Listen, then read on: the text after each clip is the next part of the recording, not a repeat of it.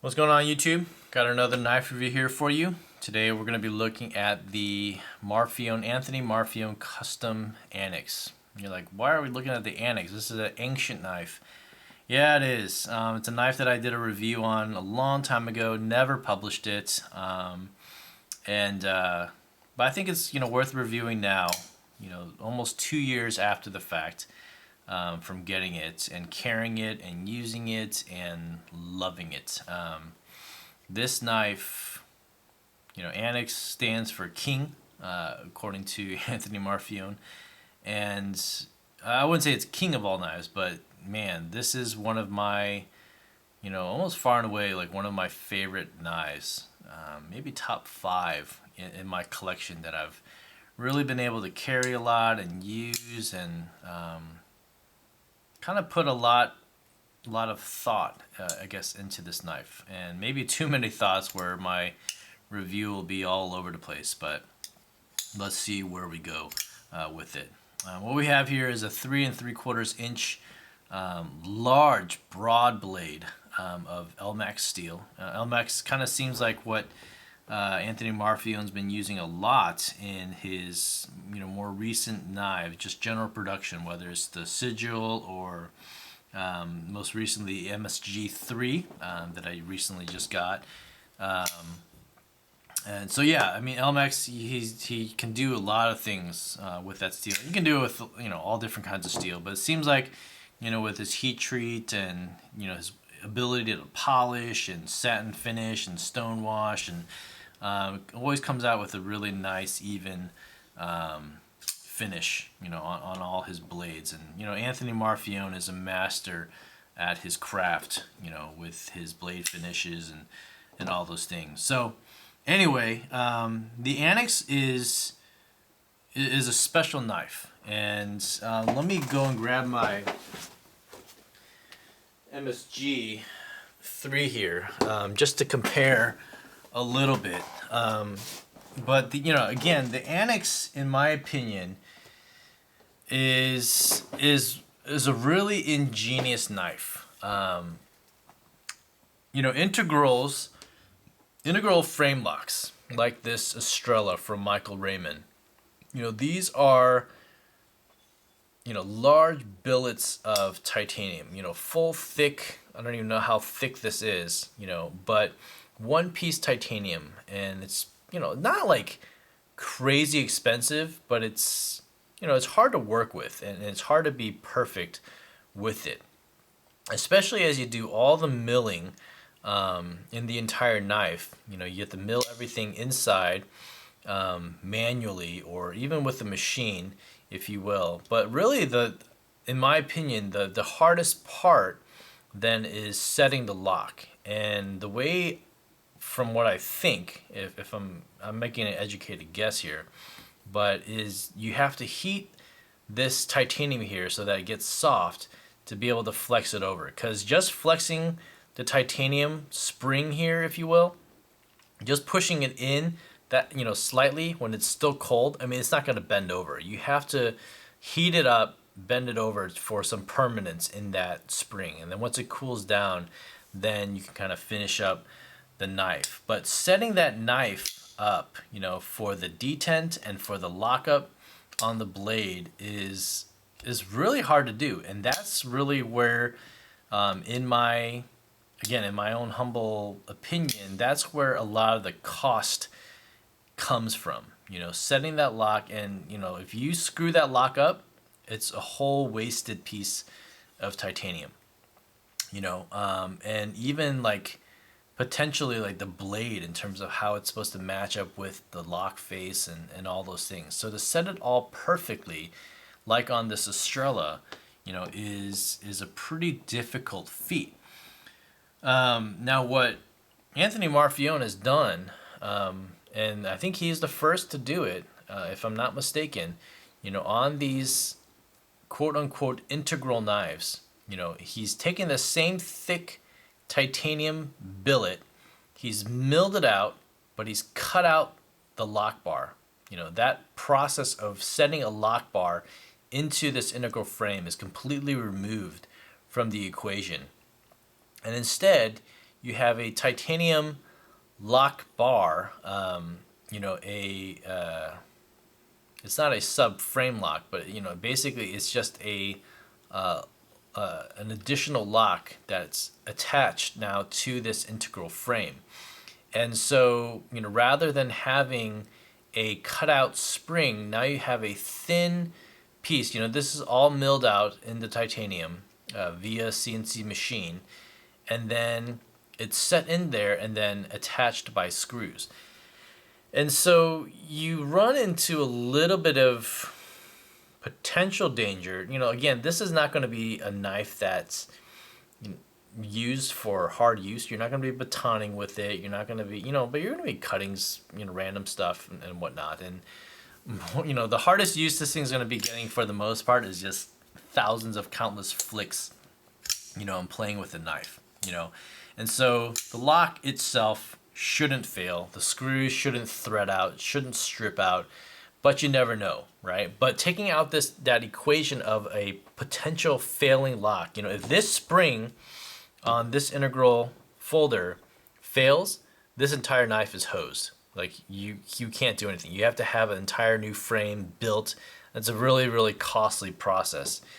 For this, if you just have this one piece, if it warps or whatever, like if anything messes up here, you have two different things too. You have the steel lock insert, so if that starts to screw up with the lock face, you can get a new steel insert, and that cost is negligible. If you have to replace this, it's a little bit more expensive, but it's still negligible compared to having to replace an entire full titanium frame, from one billet and have it all milled out and set, reset for a lock and all those things. So, again, for the MSG, it's the same thing, exact same, process of this knife being, milled out. This is, from a Strider S&G model, taken to be an integral frame, thick, chunky piece of, titanium, all milled out, and then you got this titanium lock bar. The sigil is a little bit different, where it's placed underneath the frame, so that's kind of like a sub frame lock, if you will.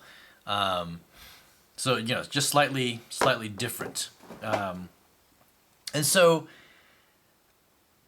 again, to be honest, it's kind of like the most ingenious way of getting the beauty of an integral frame lock, but completely taking out that, I guess, that real, frame lock aspect. It's still a frame lock, where your hand secures the lock in there, but it's a completely detached piece. And so, Anthony Marfione is a genius in that business aspect of completely removing the most expensive potential part, that could break. So that being said, so again, these billets of titanium are not crazy expensive, compared to the process of, having to replace, any kind of messed up frame and blah, blah, blah. So yeah, that aside, the ergonomics of this knife, I think, are, for me, perfect. Everything is rounded, chamfered, jimping is in all the right places. Jimping on top of the spine, you got large jimping on this ramp here, and then you've got some micro jimping up here if you want to choke up. It's got a small choil here if you really want to put your finger there, but I wouldn't, just because these grinds, these edges are extremely sharp. Any kind of pushing up there, you're gonna kind of cut yourself. Nice large blood groove fuller here, which really, outside of the aesthetics, serves as the main opening component for this knife. No thumb stud, no flipper, but this knife has so many different opening options. One is just the regular thumb flick, so you just throw it up against the edge of that fuller and just throw it up. Finger flick with I use my middle finger and just pushing it out that way like a Spidey flick. You can even do an index finger flip. I'm really bad at doing that, so I don't want to do it over these expensive knives. But you know, even doing a spider drop in some senses, you know, just holding onto the fuller that way, and of course you can almost just like flick it out as well, you know, that way. So I know I'm gonna drop this knife on all these. It's like $5,000 worth of knives here. So, and you can even do somewhat of a front flip action, you know, where you grab the ramp, the jimping there, and then flip it over that way. So, just an overall really, really fun knife to play with. I didn't bring the little lanyard demon tail thing, but another thing that's ingenious, but I haven't seen them really take advantage of it yet. They had a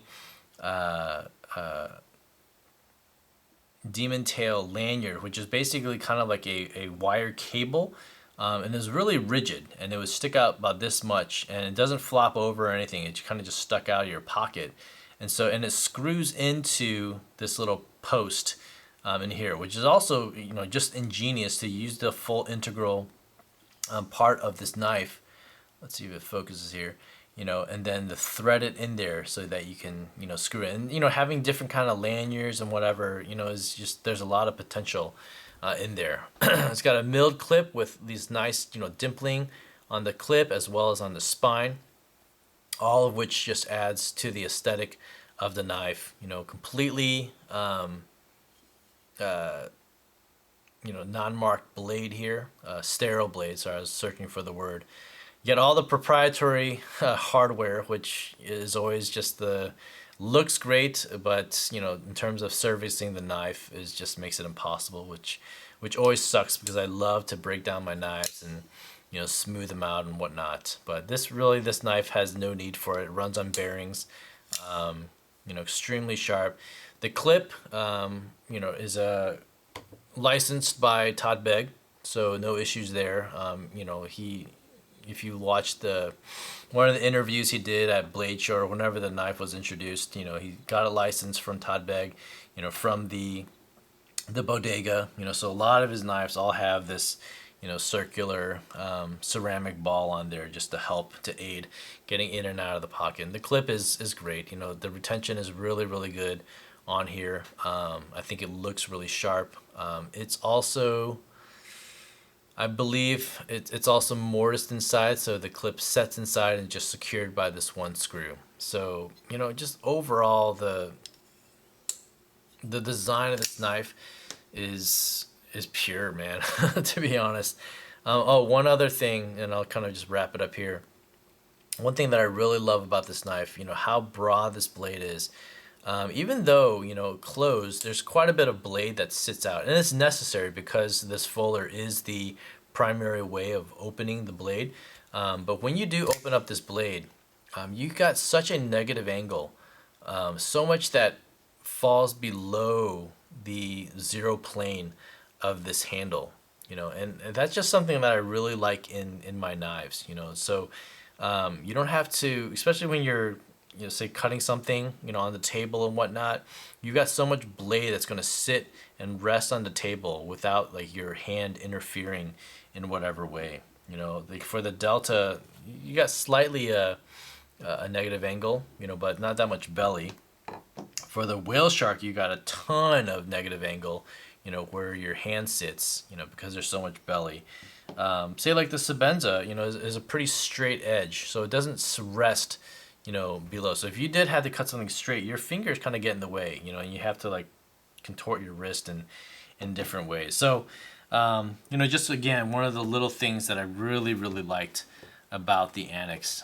To me, it's quite honestly one of the most perfect EDC knives. This is expensive, you know, but the prices have all gone down. You know, when these first came out, the secondaries were crazy. They went, you know, to $1,000, and I, you know, I did get it then, but you know, prices have dropped. I've seen them go as low as $650, and at that price, that is incredible. Like, to be honest, in my opinion, based on how long I've kind of been knife collecting and seeing the knife prices fluctuate, that is an incredible price for this knife, for what you get, because it's still kind of like that integral knife, which are crazy expensive, but you know, it's just smart to have this replaceable. I mean, you're gonna cry if this thing breaks, you know, because you're out almost $1,500 to $2,000. If this breaks, if this thing breaks right here, I don't know. I mean, I think they'll replace it for free, you know, assuming it wasn't for abuse, right? So, this direction, I don't know if, you know, if Anthony Marfione is going in this direction for, you know, all these, you know, future knives, you know, integrals and whatnot. The sigil was, you know, normal 2-piece construction with sandwiched with the backspacer, but these are incredible. So anyway, that's my take on the Anax. Long overdue, but 2 years afterwards, after the fact, I still love it. Still one of my favorite carry knives in my rotation. So anyway, let me know what you guys think in the comments down below. As always, you guys take care, and I'll see you on the next vid. Bye.